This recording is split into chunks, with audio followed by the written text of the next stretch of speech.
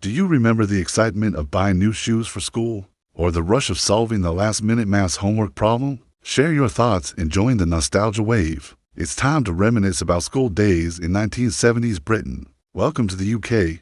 Welcome to the 1970s. Do you remember the anticipation each summer holiday? As you wondered what adventures awaited you at school in September. For many in Britain, school meant more than just education. It was a place where lifelong friendships were forged, first loves bloomed, and dreams took flight. Let's take a trip back in time to relive those cherished moments. The school day began with the familiar routine of donning your uniform. For boys, it was the short trousers and a shirt with the school badge. And for girls, it was the navy blue jumper and plaid skirt. You neatly tied your shoelaces, smoothed down your socks, ensuring they peeked above your shoes, and arranged your hair just so. Every child wanted to look their best and be admired by their classmates. The sound of the morning bell echoed through the halls, signaling the start of another day. You walked through the imposing school gates, leaving the familiar world of home behind. The school, with its sprawling playground and high brick walls, was your second home for the next 8 hours. Walking into the classroom, you would have to line up in rows, reciting morning prayers or singing hymns. The air would be thick with the scent of chalk and the murmur of children settling down. As the teacher entered, the room fell silent. Now heads bowed over desks, sharpened pencils scratching on paper, the rhythmic tapping of rubber feet against the floor as tiny chairs scraped back and forth. The bell rang, signaling the end of class. With books tucked under their arms, children ran out into the playground. During playtime, the atmosphere was pure joy. Boys engaged in friendly competition playing British Bulldog,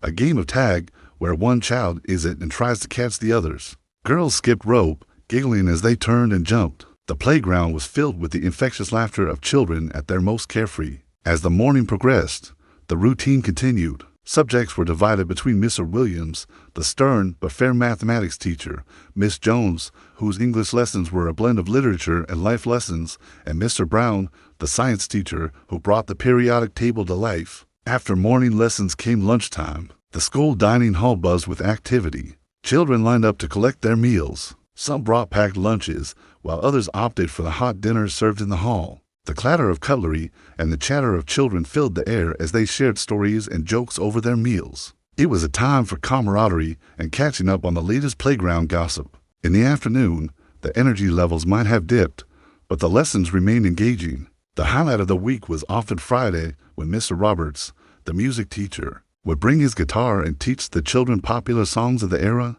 The classroom would transform into a mini concert hall and the children would sing along, their voices echoing with enthusiasm. As the final bell rang, signaling the end of the school day, a wave of freedom would wash over the children. They rushed to put on their outdoor clothes, eager to explore the world beyond the school gates. Tuck shop memories are cherished. Located in a corner of the playground, the tuck shop was a hub of activity during break times. The enticing aroma of sweets and snacks drew children in like magnets. The sight of brightly colored candies piled high on shelves was enough to make your mouth water. The tuck shop was not just a place to buy treats, it was a social hub where children exchanged sweets and made small talk. Perhaps one of the most iconic aspects of the tuck shop was the array of sweets sold. From the humble penny sweet to the curly whirly bar, each item had its devoted fans. The penny sweets were a colorful assortment of candies, each wrapped in distinctive silver or gold foil. There were fruit-flavored mints, fizzy drinks, chewy caramels, and sweets with creamy fillings. Children would stand in line patiently waiting for their turn to choose their sugary treasures. At the center of the tuck shop experience were the curly whirly bars. These chocolate-covered caramel bars were not only delicious, they were also a symbol of childhood indulgence. The sight of the curly whirly machine dispensing these coveted treats was enough to send a thrill down a child's spine. The process of unwrapping the bar and savoring its rich, gooey goodness was a ritual enjoyed by generations of school children. Other popular items included crisp packets, small but perfectly formed portions of savory goodness. These miniature crisp packets offered a salty, crunchy snack that was perfect for sharing among friends. The prices at the tuck shop were nominal, reflecting the simpler times in which they were set.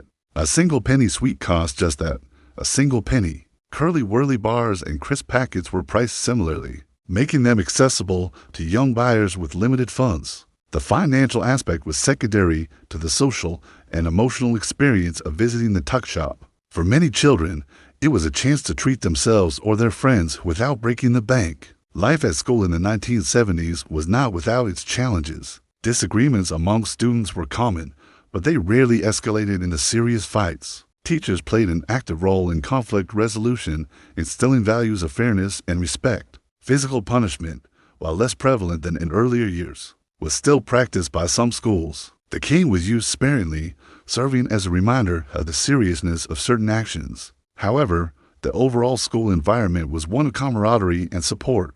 Friendships forged during those years often lasted a lifetime. Extracurricular activities were an integral part of school life in 1970s Britain. After the school day ended, many students participated in sports, music, and drama. Football and cricket were popular choices, offering students a chance to showcase their athletic skills and teamwork. School choirs and drama clubs provided platforms for students to explore their musical and acting talents.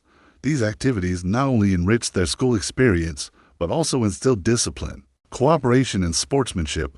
The 1970s were a time of significant social change in schools. Began to reflect these shifts. Greater emphasis was placed on inclusive education, recognizing the unique needs of each child. Teachers encouraged creativity and independent thinking, moving away from the more rigid teaching methods of the past. The introduction of new technologies, such as computers in some schools, marked a significant step towards making learning more interactive. Leaving school was a bittersweet moment.